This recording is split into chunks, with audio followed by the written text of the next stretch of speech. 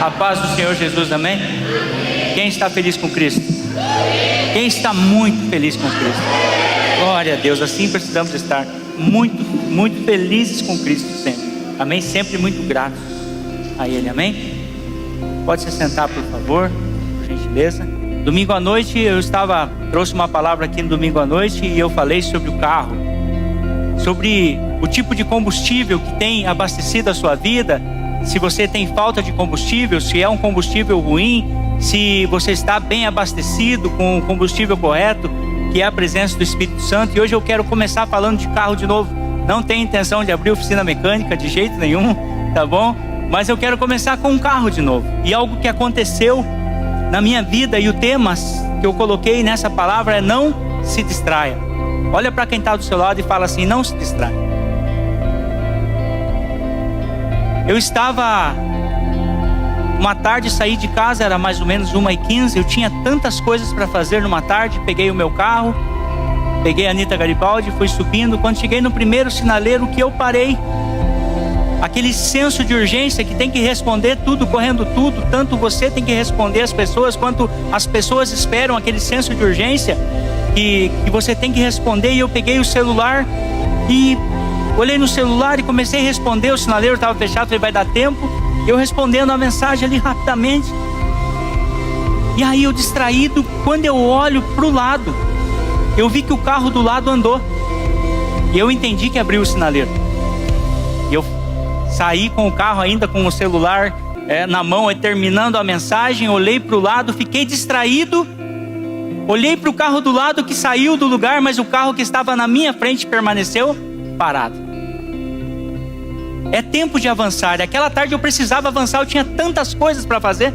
É tempo de avançar. E eu tinha tantas coisas para fazer naquela tarde.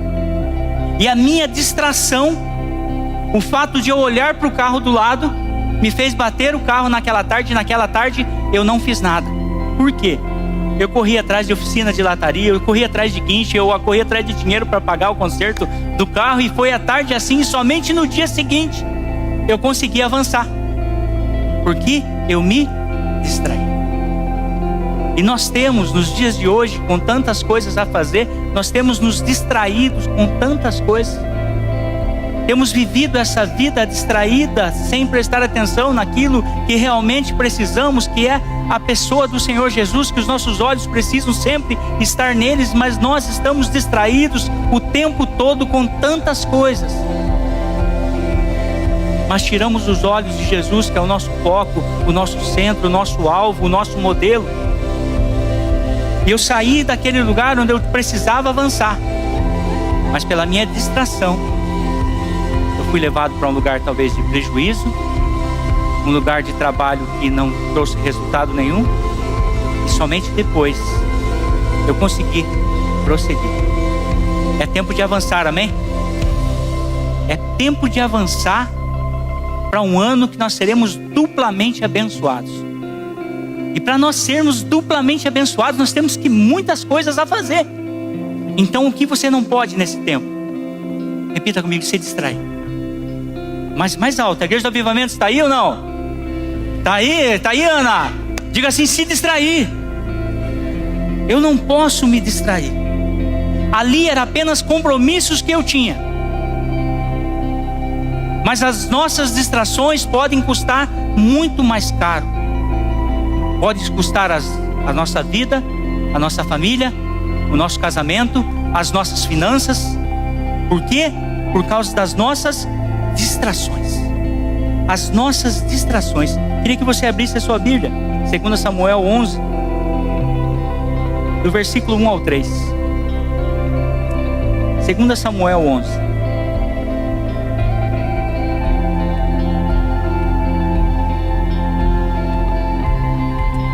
Segundo Samuel 11, do 1 ao 3, diz assim: decorrido um ano, no tempo em que os reis costumam sair para a guerra, enviou Davi a Joabe e seus servos, com ele também todo Israel, que destruíram os filhos de Amon e sitiaram Rabá. Porém, Davi ficou em Jerusalém. Uma tarde levantou-se Davi do seu leito e andava passeando no terraço da casa real. Daí viu uma mulher que estava tomando banho ela era muito formosa. Davi mandou perguntar quem era. Disseram: é Betseba, filha de Eliã, mulher de Urias, o heteu. E todos sabem o final dessa história. O que a Bíblia está nos dizendo? Que era um tempo de guerra. Davi era um tempo de guerra onde os reis costumam ir à guerra. Davi deveria estar aonde? Guerreando, deveria estar lutando, deveria estar à frente do seu exército, mas Davi estava o quê? Distraído. Davi estava distraído, e aquela distração de Davi levou ele à perdição, ao ponto que a espada nunca se afastou da sua casa. Nós precisamos entender que nós estamos em guerra o tempo todo, que o inimigo está como um leão esperando uma oportunidade para nos destruir, para nos tragar. Há uma guerra contra as nossas vidas, contra a nossa família, o nosso casamento. O inimigo é como um ladrão, se não veio para roubar, matar e destruir o tempo todo. Quando você saiu de casa, eu tenho certeza que já houve dificuldades na saída. A semana já espera dificuldades, porque isso é o trabalho do inimigo, e ele é incansável. E se nós nos distrairmos e não entendermos que estamos em guerra, nós perderemos essa guerra. Davi esqueceu que ele estava em guerra. Ele se distraiu e ele perdeu essa guerra. Quando eu bati o carro, o que aconteceu? Eu olhei pela janela do carro, o carro que estava do lado, passando do lado, e eu me distraí. E nós temos que ser cuidadosos. A Bíblia diz em Mateus 25:13: vigiais. Vigiais. Precisamos ser vigilantes, vigiais, porque não sabeis o dia nem a hora em que o Filho do Homem voltará. Eu coloquei algumas áreas aqui que nós não podemos, tanto áreas quanto circunstâncias, que nós não podemos estar distraídos.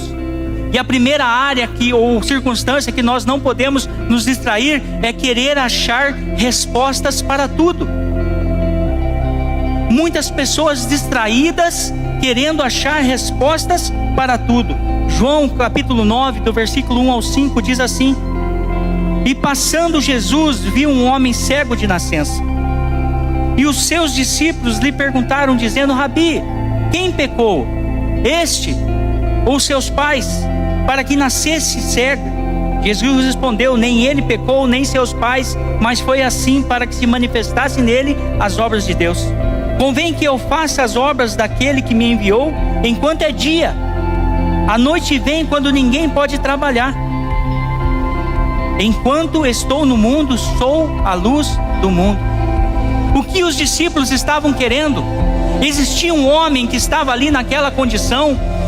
Ele precisava do quê? Ele precisava de cura, precisava de uma intervenção. Mas os discípulos de Jesus estavam distraídos, querendo achar respostas para tudo. Quem pecou? Quem pecou foi ele? Foi os pais, para que ele ficasse assim? Quantas vezes nos pegamos distraídos, nos perguntando: Senhor, por que dessa luta? Por que eu estou passando por essa situação? Qual o motivo de eu passar por essas dificuldades? Por que isso está me acontecendo? E ficamos distraídos, querendo respostas, quando temos que entender que o Senhor age no meio das circunstâncias desfavoráveis, que o Senhor tem propósito para tudo nas nossas vidas. E nós ficamos nos perguntando, como os discípulos: quem pecou? Por que aconteceu? Por que estou fazendo isso? Senhor, por que, se eu estou fazendo tudo correto? Se eu contar para você as inúmeras pessoas que um dia pararam de ser fiéis a Deus, falou assim: pastor, eu estou sendo fiel a Deus, olha o que me aconteceu, a partir de agora não faço mais. A vida prosperou depois disso? Não, só foi para o fundo. E nós queremos ficar querendo achar respostas para tudo. E Jesus disse para os seus discípulos: é dia.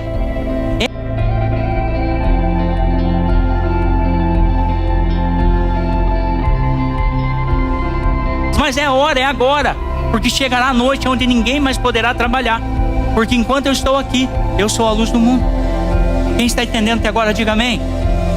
Não se distraia. Diga para quem está ao seu lado de novo: não se distraia. Nós não podemos perguntar por quê. Mas para que, Senhor, essa situação? Para que essa dificuldade? Qual o propósito o Senhor tem nesta luta? Nós não podemos ficar perdendo tempo, distraídos com isso. E o segundo ponto que eu coloquei, que nós não podemos ficar distraídos, é com os nossos sonhos e os nossos projetos.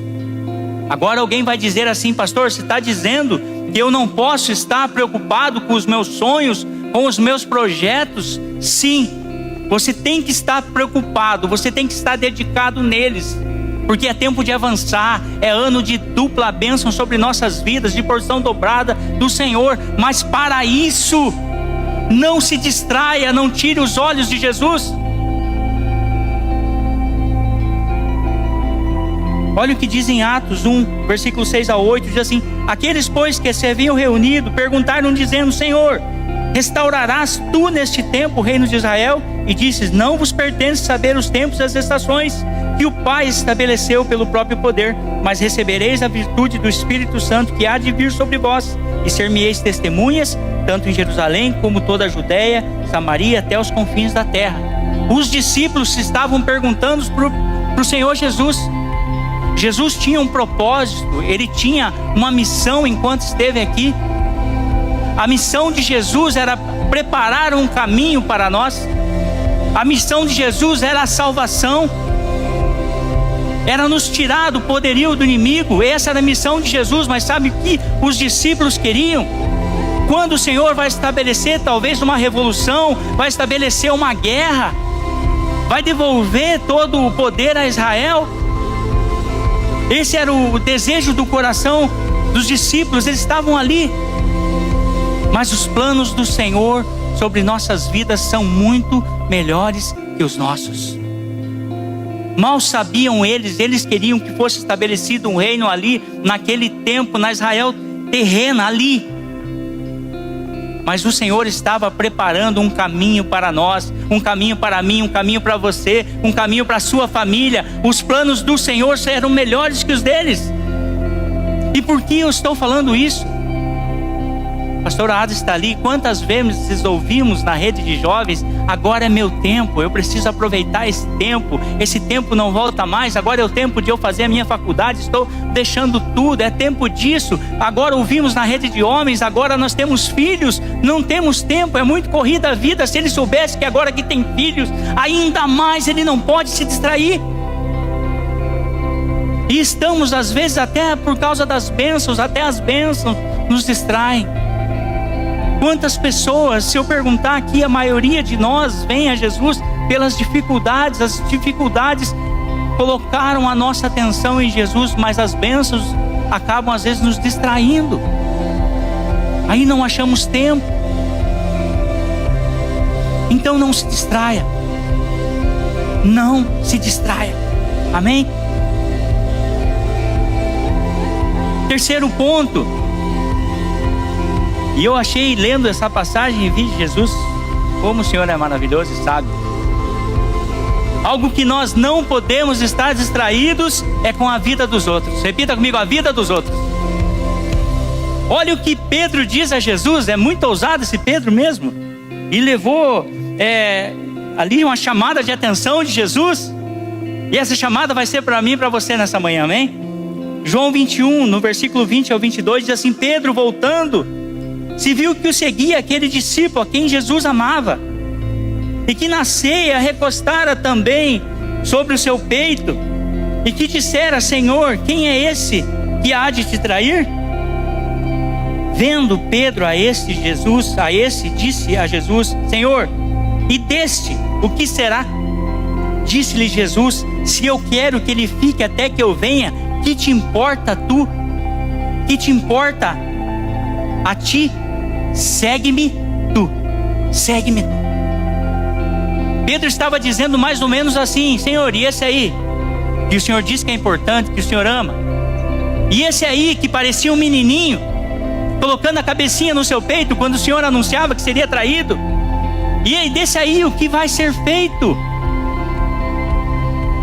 Esse aí que fez aquela pergunta talvez na hora errada: o que vai ser feito desse aí? E Jesus responde para ele: o que a vida dele te diz respeito? segue a mim.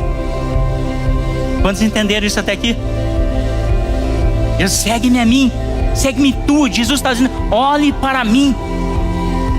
E nós ficamos distraídos, olhando a vida de pessoas, dizendo, olha só, estava na igreja, estava lá adorando, louvando, e olha aqui, está no pecado. Olha, o que adianta isso? Estou saindo da igreja. Olha a vida daquele outro, parece que nada vai para frente. Estamos distraídos em vez de cuidar da nossa vida. Ficamos apontando o pecado desse, o pecado daquele, mas não olhamos para nós. E o que é pior? A vida de comparação. Estamos distraídos com a vida de comparação. Como isso tem pegado as famílias, e todo mundo acha que a vida de cada um é aquele pequeno momento que ele tira uma foto, faz um vídeo, coloca no Instagram, e você pensa que a vida da pessoa é só aquilo, que ela não trabalha, ela não come, ela não respira, não lava roupa, não toma banho. E não entende que às vezes é uma semana toda de luta, de trabalho, para ter um pequeno momento de vitória, e que ela posta, e às vezes você olha e acha que aquilo ali é só aquilo. E aí você começa a olhar para o teu casamento. Puxa vida, meu casamento não é assim, meu marido não é assim, ele não me leva a passear, parece que eu não tenho essas coisas. E começa uma vida de comparação, distraído, e esquece o quanto Deus já te abençoou, o quanto você é abençoado. Você acaba se distraindo. E Jesus diz assim, não olhe para mim, Pedro, deixa ele. Se eu quiser que ele fique no mais que Jesus queria, porque tentaram matar João de todas as formas possíveis, e João quase que fica para a semente. Porque assim quis Jesus. Jesus diz para Pedro, Pedro, não se importa com eles, segue-me tu, olha para mim. Jesus é o nosso modelo, Jesus é o nosso exemplo. Então não perca o seu tempo, uma vida de comparação, olhando a vida do próximo. Cuide de você, não se distraia.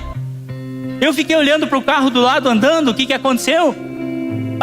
Caiu o para-choque da Saveiro, ficou pendurado, foi o radiador, foi o carro do homem que quase quis brigar comigo. Porque eu estava distraído, olhando para o lado, para o carro do lado que estava andando. Então eu repito, e quero que você repita comigo, por favor, não se distraia. Amém? Outra área que nós não podemos nos distrair, e temos que ser cautelosos, entendendo que estamos em guerra, é com o pecado e a sua fraqueza. Olha a vida de Sansão. Sansão era um homem muito usado por Deus, que Deus tinha um propósito na sua vida. Deus tinha planos, projetos sobre ele. E olha o que diz Juízes capítulo 16, no versículo 19, diz assim: então ela o fez dormir sobre os seus joelhos. Fez o quê? Repita comigo, fez distrair. Diga assim, distrair.